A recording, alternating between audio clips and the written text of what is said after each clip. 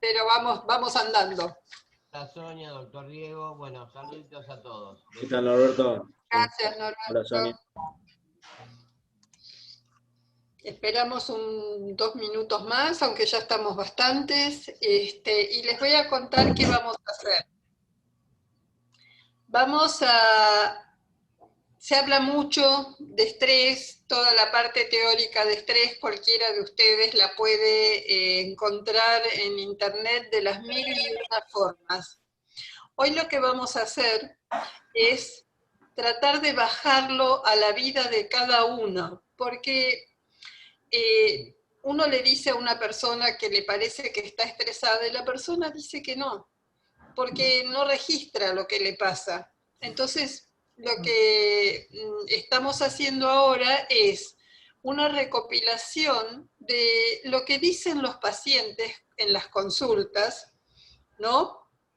Y hemos hecho un personaje que nos habla de lo que le pasa, de lo que cree, de lo que piensa, y cada uno de ustedes, yo les voy a contar como el cuento, como si fuera Caperucita Roja. Bueno, esta es la vida de Elvira. Cada uno de ustedes, escuchando, a lo mejor siente que algo de lo que hablamos tiene que ver consigo misma. Hoy vamos a hacer la presentación de Elvira y vamos a ver lo que ella piensa y lo que le pasa en la vida. Y después vamos a ir tomando cada uno de estos aspectos en próximas reuniones para ver qué cosas se podrían variar para hacer mejor la vida de Elvira. Esas serían las estrategias de afrontamiento que nosotros podemos utilizar y que nos harían bien. Entonces vamos a comenzar con eso.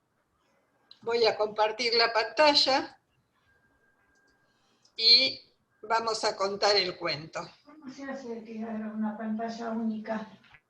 Que toqué mal.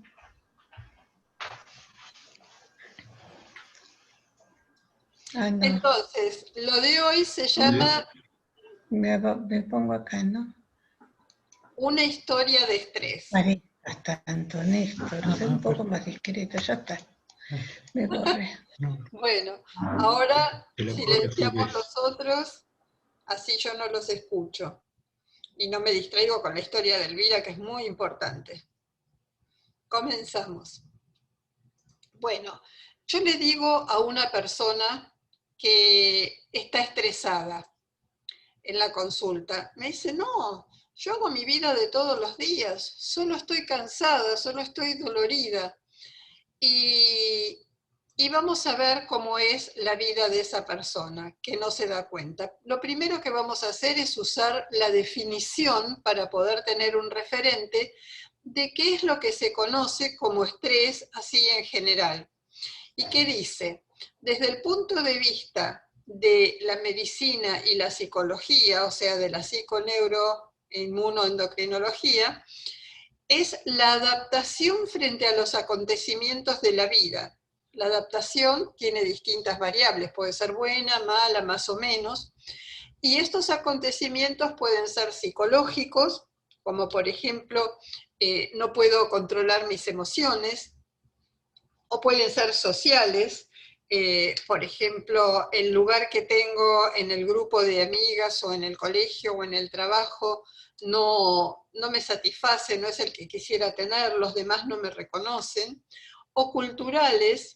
Lo cultural en este momento es realmente un motivo de gran estrés por todo lo que estamos viviendo. El mundo y la cultura de las personas está cambiando tremendamente y no tenemos un patrón al que debemos adaptarnos, sino que hay que implementar uno nuevo. Espirituales, ¿dónde está Dios en todo esto? ¿Por qué Dios no me escucha? ¿No? Y ecológicos, esto de el temor a que, los incendios, la contaminación del mar, cómo irá a ser nuestro futuro. Y biológicos, que todo esto que me pasa en el cuerpo, no es que lo pienso nada más, no hay pensamiento sin repercusión fisiológica en el cuerpo. Entonces, no estar en paz tiene su correlato orgánico. Estos procesos o estas situaciones pueden ser reales o imaginadas. Como siempre venimos diciendo, el cerebro no se permite esperar a ver si el león está en la jaula, es de verdad, es cariñoso o está enojado. Él siente que puede perder la vida y su misión es conservar la vida, así que va a reaccionar a la sola idea del león siempre. Entonces, me afecta no solo lo que pasa alrededor, sino también lo que pasa adentro de mi cabeza, ¿no? Esos eventos que pasan en mi cabeza pueden ser presentes, pasados o futuros. Para el yo es atemporal.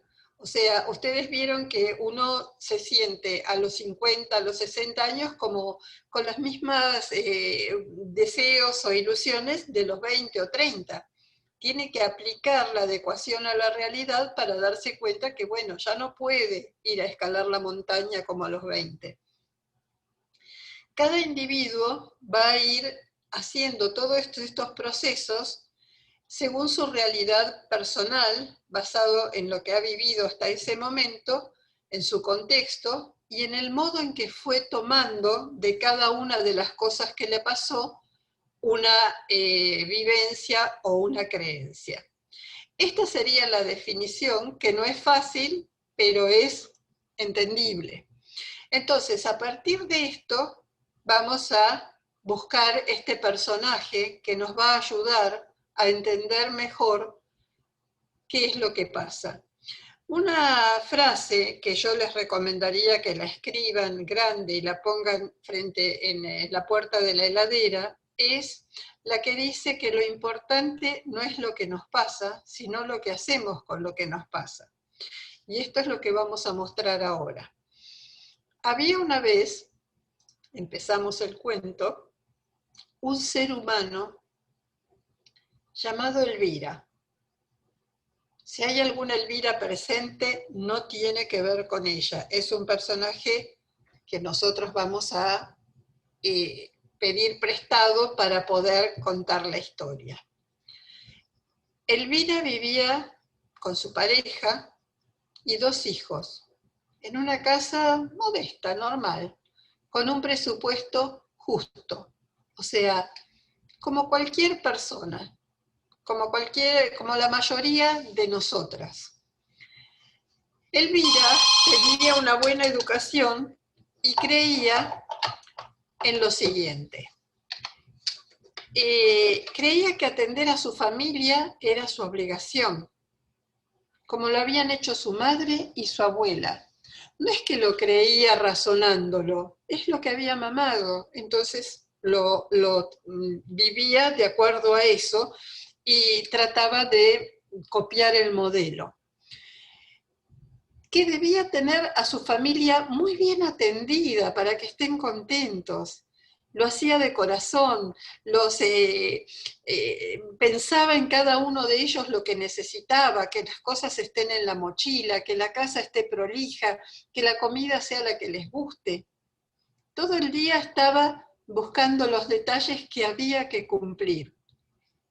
Si se quejaban o les faltaba algo a alguno en su familia, Elvira sentía que era su culpa, que cómo no había hecho lo que se esperaba de ella o lo que ella esperaba de sí misma para tener a su familia contenta.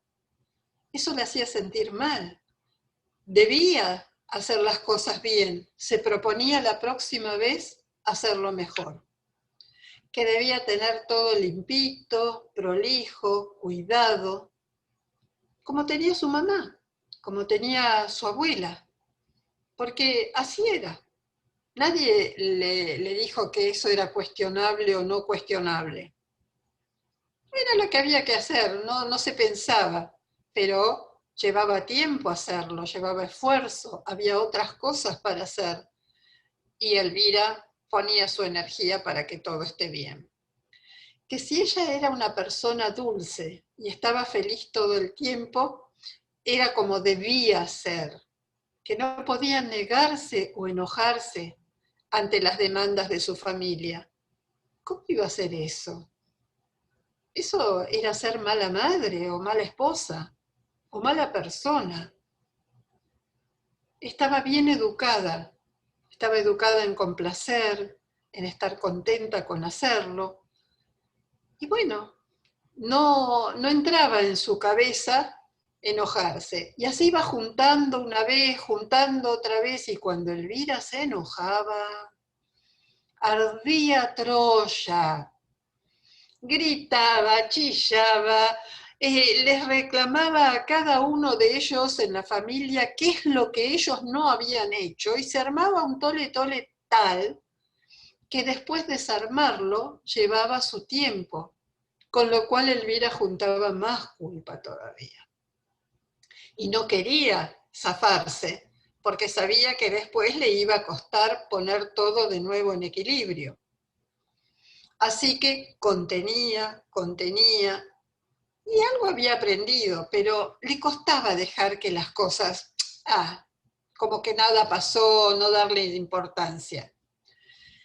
Ella pensaba o creía que si los cuidaba bien, tendría reconocimiento y alegría de sus seres queridos, que ellos iban a ver su esfuerzo, qué buena madre que era, cuánto le ponía a la vida en el día a día, y que iban a estar contentos con eso. Bueno, no siempre era así. Y a veces se lo tenía que decir a su familia para que un poco se den cuenta, ¿no? Que ella los estaba atendiendo permanentemente, o los tenía presentes permanentemente. Creía que si no hacía todo lo que su voz interior le sugería o le decía que debía hacer, o sea, aquello que ella internalizó de su mamá y de su abuela, y un poco a veces de su suegra también, no la iban a querer. No la iban a querer bien porque no era suficientemente buena. Nunca se planteó Elvira si eso era realidad o no, o si era solo lo que ella había aprendido y era una creencia interna. Así que se esmeraba y se esmeraba. Debía ser. Hay que hacer esto, hay que hacer el otro, hay que ser buenita. Nadie se lo pedía verbalmente, nadie se lo decía verbalmente, pero se había establecido un equilibrio en el cual ella hacía y todos recibían contentos y felices, pero no lo decían. Entonces, Elvira iba juntando. Que ser buena era ser cumplidita, era ser como debía ser. Que si se esforzaba y esforzaba, alcanzaría algún día a ser como su voz interior le decía que debía ser. Flor de trampa en la que había caído Elvira. En su educación y en su manera de ser no entraba el poner límites, el decirle, che, hacelo vos, tenés manito, tenés patita, andá, hacelo. O, bueno, hoy vamos a repartir lo que se hace un poquito, ¿eh? Así que a vos te toca poner la mesa, a vos te toca lavar los platos, a vos te toca acomodar la casa cuando todos terminemos. No estaba en su programa. Sí estaba plaguear. ¿Qué es plaguear? Es porque a mí no me ayudan, porque nadie se esmera, porque no hacen las cosas que se necesitan, cómo no se les ocurre poner la mesa, cómo no se dan cuenta que estoy cansada. Todo el tiempo esa letanía de lo que los demás no hacían, a la que los demás estaban perfectamente acostumbrados. Así que lo oían sin escuchar. Oír es algo que uno hace porque tiene aparato auditivo. Escuchar es aquello que se hace con atención, tratando de entender, viendo lo que el otro me quiere decir. Pero cuando uno plaguea, cuando uno se queja, los demás no escuchan, oyen, pero sin escuchar. Elvira creía que debía cocinar bien, como un chef, y que después de hacer todas las cosas de la casa, tenía que lucir fresca y reluciente, y contenta de haberlo hecho. Esto, como yo digo siempre, y las personas que me conocen lo han escuchado, es como que Hollywood nos vendió un buzón. Ustedes vieron que en las películas de Hollywood de hace años, las mujeres estaban en tacos altos y con bien vestidas pasando la aspiradora. Lo curioso es que en las películas de ahora, de Hollywood, las mujeres no hacen nada, no sé quién limpia la casa, porque resolvieron el problema evitando que aparezcan personas que limpian la casa. Así que bueno, es gracioso a veces ver cómo se evoluciona. Y Elvira creía que pertenecer a su familia de origen, o sea, a su madre, a su padre y a todo, y pertenecer a su familia actual, o sea, su esposo, sus hijos, significaba dejar de lado metas propias y objetivos propios.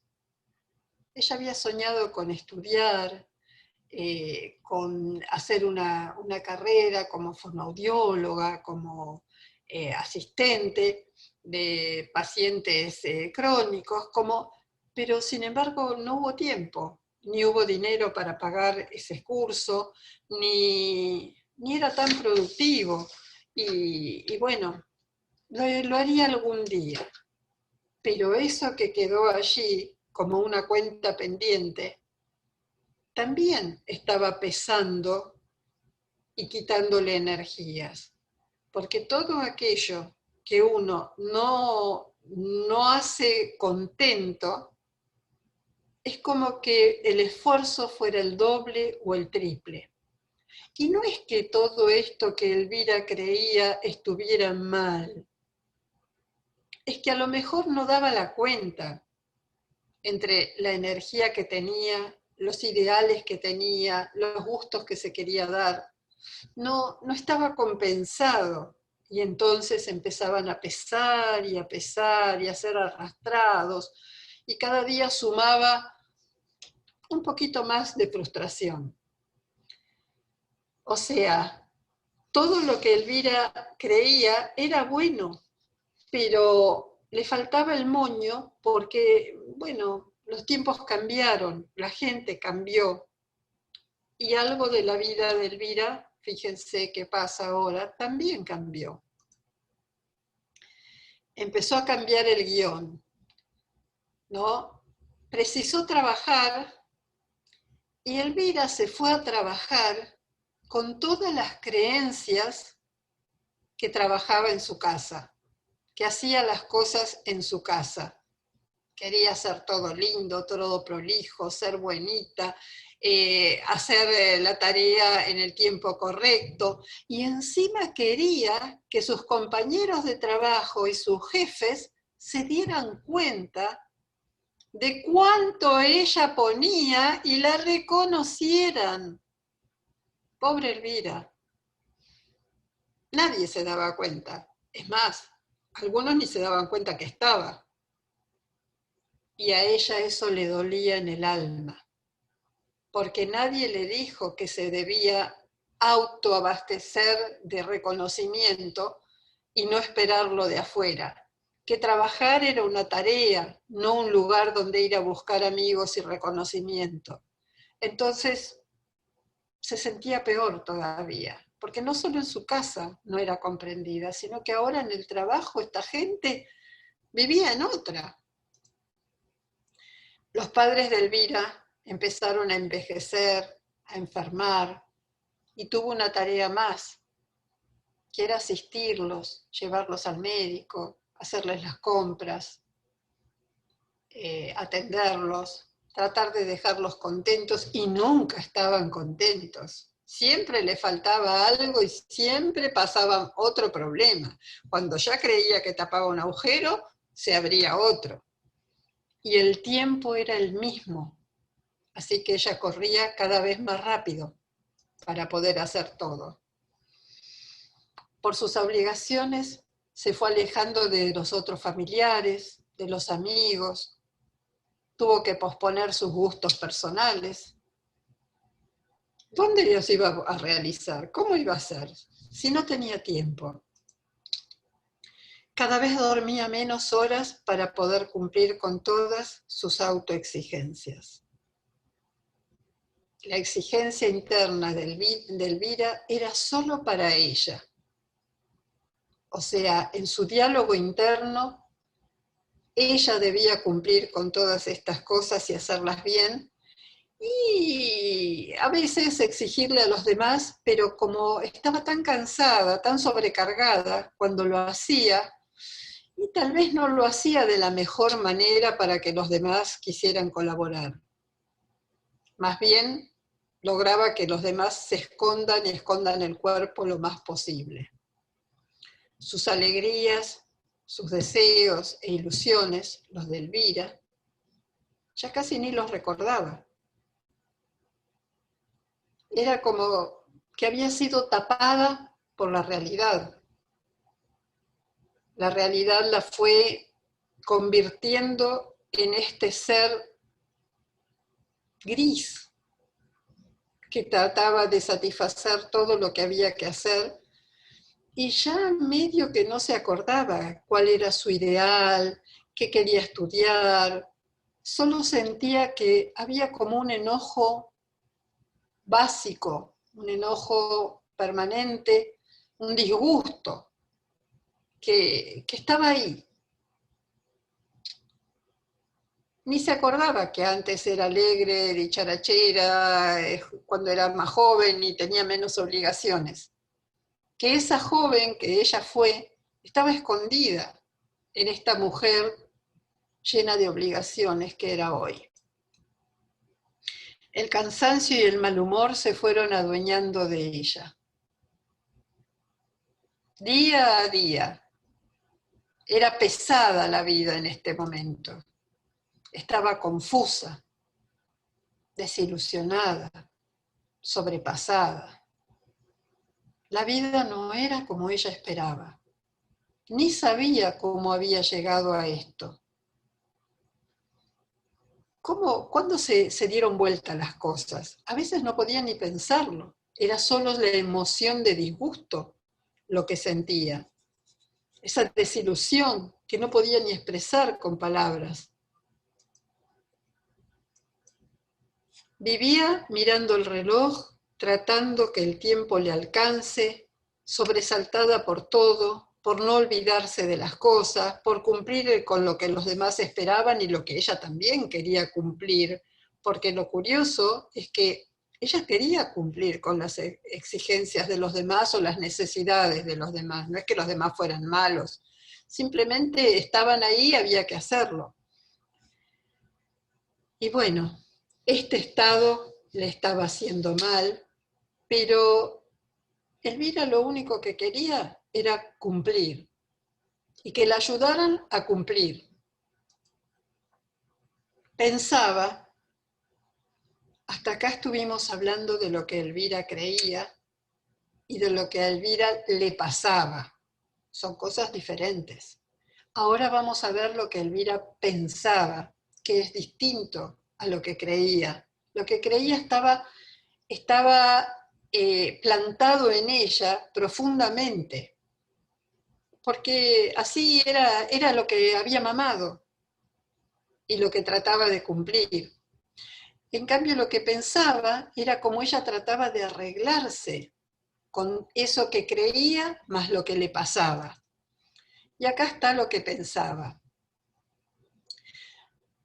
No podía, no sabía cómo manejarse con esto, cómo había llegado a esto. No ser como ella quería sería el fracaso de sus ilusiones. Ella soñó alguna vez con una vida sencilla pero tranquila y alegre y contenta y que podía con todo. Y sin embargo, venía siendo diferente. Se dio cuenta que siguiendo ese modelo de su mamá, de su abuela, de lo que había mamado, estaba sola. Tenía un marido, tenía sus hijos, sus amigas estaban lejos, o sea, no las frecuentaba. Estaba sola con sus pensamientos y con su realidad. Y qué mal le hacía estar sola. Qué triste se ponía por no saber cómo resolver esto. No podía explicarse a sí misma lo que le pasaba, así que aguantaba y se esforzaba y se esforzaba. Ya no dormía bien. Las ideas y los pensamientos y las emociones, a veces como tal, a veces como dolores, como malestares, se le presentaban durante la noche, no dejándola dormir 4 o 5 horas enteras.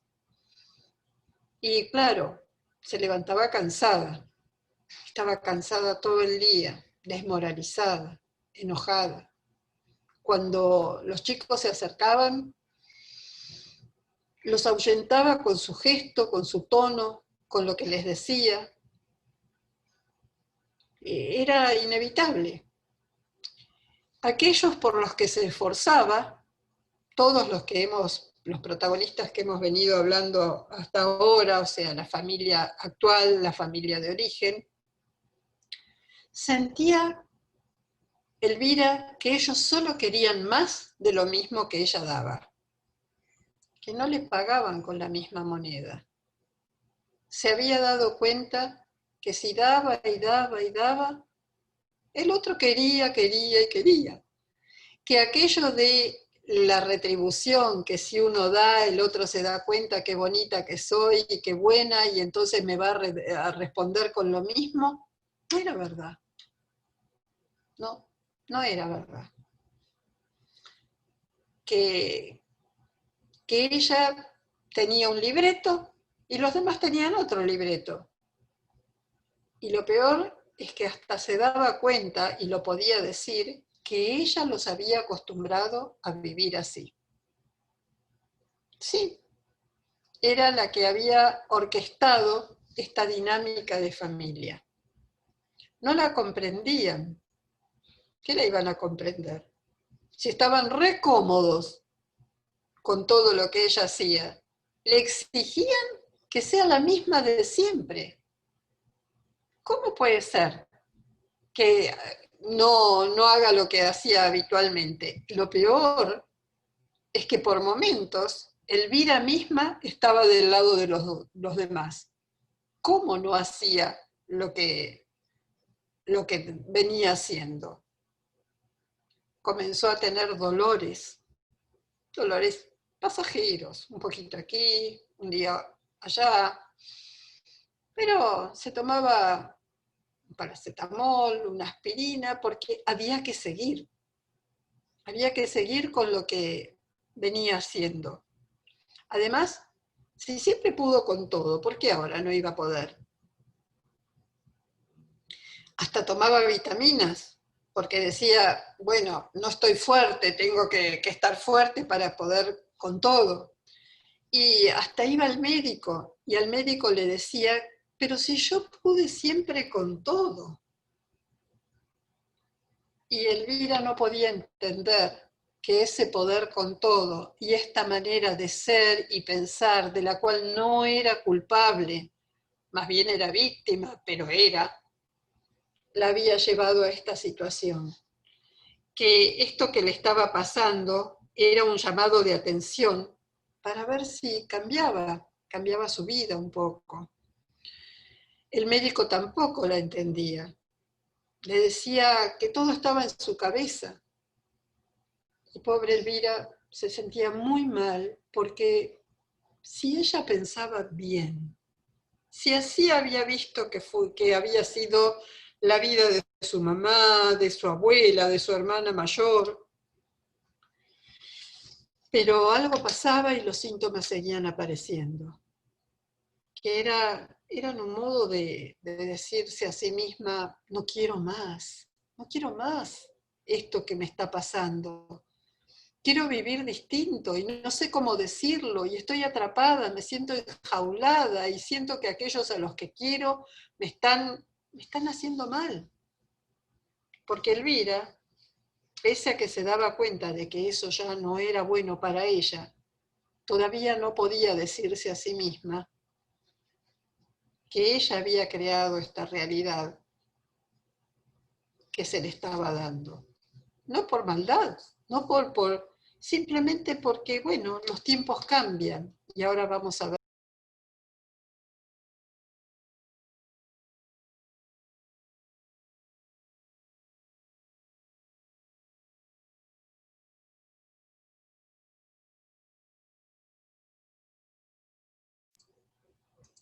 Hola, ¿me oyen? Ahí sí, Doc. Ah, bueno, estas son jaulitas de grillo y Elvira había construido una pequeña jaula en su vida con toda la más buena y mejor intención y además creída en que esto era lo que debía hacer, pero había llegado a este punto, a no dar más. Su cuerpo no la acompañaba más, se había rebelado. Y vamos a ver que Elvira tiene un problema. Esperen un poquito que se me escapó. El mundo había cambiado, es completamente otro, y ni que hablar ahora con la cuarentena. Encima tenía que estar con todos los protagonistas todo el día dentro de su casa, verles la cara, aguantarlos todo el día, hacer 4 comidas por día. ¡Oh! Era una tarea tremenda. La sociedad había cambiado. Las chicas de ahora, su hija, no quería hacer nada. Decía que por qué, que a ella no le correspondía, que cada uno se haga lo suyo. Elvira la miraba como sintiendo que había fracasado en su misión de transmitir el mensaje del servicio femenino obligatorio. Y bueno, también se daba cuenta que sus necesidades habían cambiado. Es decir, no habían cambiado, ahora se hacían cada vez más exigentes, cada vez pugnaba dentro de ella por salir aquello que deseaba hacer, el no postergarse, hasta se sentía mal de ser tan atrevida. Lo curioso es que empezó a mirar para afuera y si bien ella era de la que había comprado todos los números de la rifa para este tipo de personalidad y de modo de hacer las cosas, las demás tampoco estaban tan lejos del asunto. Lo que estaba pasando en esta situación es que las herramientas para la vida que la madre y la abuela le habían dado estaban adecuadas, sí, para la época de la madre y la abuela. Pero en los últimos tiempos, en los últimos 30 años, no vamos a decir 100, 30 años, la vida ha cambiado tanto, pero tanto, que muchas de esas herramientas, de esas creencias, de esos artes que le habían transmitido en la familia y hasta culturalmente, ya no eran útiles. Ya no es que fueran malos, ¿no? Eran muy lindos, muy buenos en su momento, pero que en este momento la estaban dejando a Elvira desarmada, queriendo mantener un mundo que ella había conocido y que ya se estaba yendo. Un mundo que había pasado a ser muy individualista, muy arréglate tú mismo, muy mi tiempo es mío, yo hago lo que quiero. Y todo esto que ella aguantaba calladita, ya no podía no expresarse, y si no lo expresaba con palabras, lo iba a expresar con el cuerpo. Sabemos que la cultura, los valores culturales, tardan más en cambiar que las motivaciones socioeconómicas. Entonces, el mundo había cambiado en base a las necesidades económicas y sociales, pero la cultura que Elvira traía, las creencias y la manera de vivir, no se le habían actualizado tan pronto, ni a ella ni a muchas de las mujeres que la rodeaban, aunque de discurso fueran muy modernas. Eran muy modernas, pero algo había adentro que no se terminaba de ayornar. Y muchas, en alguna medida, y está bien, siguen aferradas a madres y abuelas. Pero el trabajo actual es tomar de las madres y la abuela la sabiduría propia de la vida, de transformar las cosas en lo que es necesario en el momento. Y créanme que al menos mi mamá, mi abuela, mis dos abuelas, mi suegra, sabían hacerlo, aunque vivieran de esa manera. Entonces, tal vez lo que Elvira y yo y cada uno de ustedes tiene que hacer es ver esos otros aspectos que llevamos adentro, ver la creatividad, ver la capacidad de darse cuenta que todas tenemos, ver la capacidad de buscar amigas con las que compartir, che, ¿a vos te está pasando esto? Ver que la competencia, o sea, que ya no importa si mi casa es la mejor, mi comida es la mejor, que importa es, ¿y cómo hiciste para hacer la comida más rápido? Y bueno, ¿cómo te arreglas para el trabajo, la casa, dónde dejas los chicos? O sea, compartir, sumar. Entre todas vamos a encontrar la solución. Elvira no puede seguir sola. Las Elviras que han venido al grupo están buscando ayuda para resolver todo esto. Y las que nos escuchan también. Y entre todas tenemos que crear algo diferente. Algo que nos sirva y nos deje contentas con lo que somos, con lo que podemos, con lo que hacemos. Y mostrarle a los jóvenes que pueden solos, que sigan su camino, que van a poder, que acá estamos por si nos precisan, pero tienen que crear un mundo diferente, y en eso estamos. Algunas mujeres han sabido adaptarse y alivianar el peso de la creencia básica de la cultura. Compran comida, semi-preparada, preparada, comen sanguchitos y alguna vez cocinan. Cocinar lleva tiempo y cansa. Otras luchan consigo mismas por ser lo que deben ser y hacer las cosas como se debe hacer. Bueno, hay quienes pueden y las felicito. Yo tuve que ir implementando nuevas maneras de ser. Me di cuenta que limpiar sobre limpio no tiene sentido. Que sí acomodar y mantener el orden, pero no hace falta limpiar la casa a fondo como si viniera la reina de Inglaterra todas las mañanas. No, cada 3 días, bueno, pero mantener el orden para poder estar cómoda. Pero no hace falta tanta exigencia. O sea, bajar la exigencia también es un signo de sabiduría y de que puedo hacerlo diferente y puedo hacer otras cosas que me gusten y me pongan contenta. Otras, si no pueden con sus ideales y propósitos originales, se sienten culpables y se deprimen.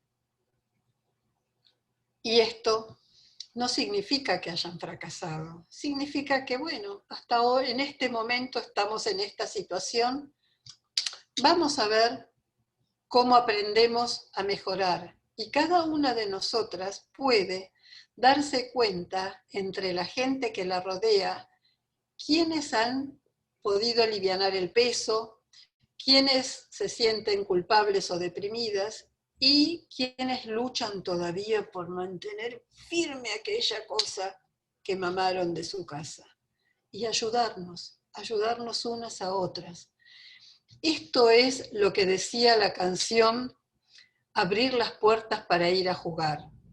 Fíjense que ya en aquel momento uno cantaba una canción que no era solo de obligaciones, también abría las puertas para ir a jugar. Y eso es lo que vamos a ir aprendiendo. Y aunque la farolera se haya tropezado cuando abrió la puerta y salió a jugar, bueno, nos vamos a tropezar unas cuantas veces, pero vamos a seguir adelante. Y eso es lo que les proponemos con esta charla. Si alguna se sintió identificada, tome nota de aquello que se sintió identificada, porque vamos a ir remitiéndonos a Elvira para ver cómo Elvira podía hacer alguna otra cosita que la ayudara mejor a partir de ahora.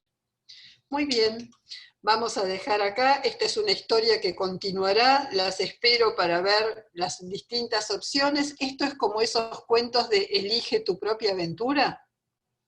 ¿Se acuerdan los cuentos que si uno elegía así, elegía asado, cambiaba, iba a tal página? Bueno, acá lo mismo.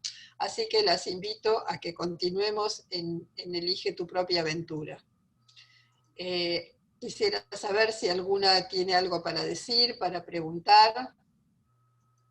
Me pareció que este era un buen modo de tratar el tema, porque una de las cosas que veo es que a veces las pacientes no entienden que se han estresado por lo de todos los días, porque estoy tratando de ponerlas a todas en la pantalla.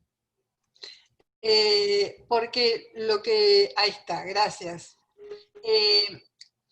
Lo que sabemos es que todas identificamos que el estrés ante un terremoto, ante un tsunami, ante la crisis económica, ante la cuarentena, eso es estrés.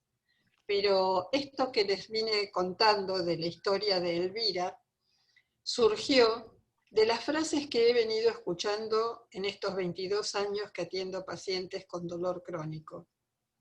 Y que uno construye un personaje con todas esas frases, que es Elvira, pero que es también cada una de nosotras, porque a todas nos ha pasado todo esto que vine refiriendo, y que esto es lo que más estrés produce, porque lo que está afuera, de alguna manera está afuera, pero ese patrón exigente que llevamos adentro, es el que nos hace vivir bien o mal cada día.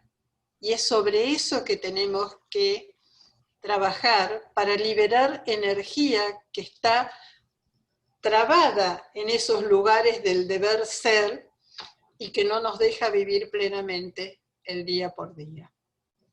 ¿Alguna pregunta? ¿Algo que quieran comentar? Yo quiero agradecer. Solamente, mira, estoy al borde del llanto todo el tiempo. Hermoso. Y gracias. Gracias, Doctora. Teresa. Sí, Elsa. Hola, yo Hola. Hola, Hola, Elsa. quiero aclarar algo. Yo no seguí ese modelo de Elvira, me rebelé a los 20 años, hace muchísimos años también, y me costó, pero muchísimo. El modelo Susanita era el que me habían hecho el mandato familiar. Yo tenía que ser Susanita, hijos y todo eso. Yo, bueno, pasé universidad, hice todo lo contrario de ese modelo. Y no fue fácil. No sé quién sufre, doctora, ¿quién sufre más? La que no cumplimos ese modelo, porque usted también pagaron un precio. Claro, pero usted también se reveló al estudiar, bueno, conozco su historia, por eso se lo digo. Y el precio en mi caso fue terrible, por ejemplo, ese caso. Bueno, le cuento que bueno, sí. le cuento esto porque existen los dos polos. Claro. Susanita Elvira, para mí es Susanita. Lo mismo, sí. Pero a lo mejor mi mamá ya había estudiado en la universidad Derecho, y eso también era, la que pagó el gran precio fue ella. La madre. Claro, Tengo calor. y más en esa época, pero además yo tuve mucha ayuda, o sea, mucha ayuda de la familia, mucha ayuda de terapia, o sea, yo no soy esto porque nací así, esto es el trabajo de una vida.